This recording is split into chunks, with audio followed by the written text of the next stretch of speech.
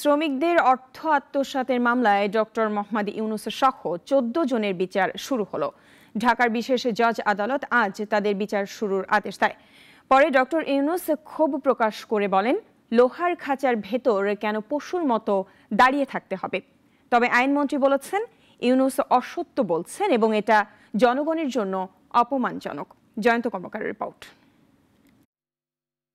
গ্রামীণ টেলিকমের শ্রমিক কল্যাণ তহবিলের ২৫ কোটি ২২ লাখ টাকা আত্মসাৎ ও পাচারের অভিযোগে করা মামলায় ডক্টর মোহাম্মদ ইউনূস সহ ১৪ জনের বিরুদ্ধে অভিযোগ গঠন করেছে আদালত। ঢাকার বিশেষ জজ আদালত ৪-এর বিচারক সৈয়দ আরাফাত হোসেন আসামিদের অব্যাহতি আবেদন খারিজ করে এ আদেশ দেন।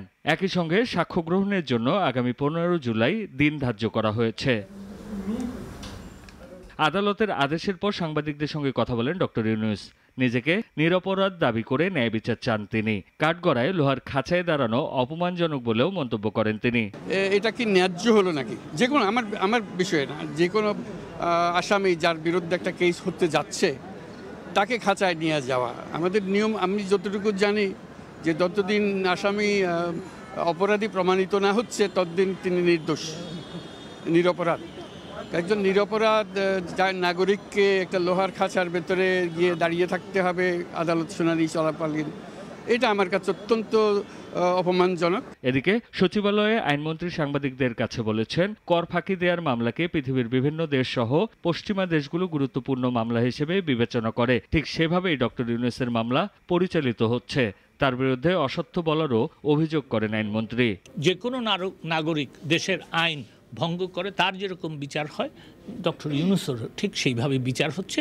কিন্তু আমি এটা বলেছি যে ডক্টর ইউনূস যেই সব কথা বলে বেড়াচ্ছেন সেই সব কথা অসত্য এবং সেই সব কথা বাংলাদেশের জনগণের জন্য অপমানজনক। এর আগে ইউরোপীয় দুটি প্রতিনিধি দল আইনমন্ত্রীর সঙ্গে সাক্ষাৎ করেন। তারা অন্যান্য বিষয়ের সঙ্গে ডক্টর ইউনূসের মামলা নিয়েও মন্ত্রীর সঙ্গে কথা বলেন। জয়ন্ত কর্মকার, নাগরিক, Dhaka. Walton air conditioner exchange অফারে স্প্লিট এসিতে ২৩,০০০ টাকা পর্যন্ত নিশ্চিত ছাড়।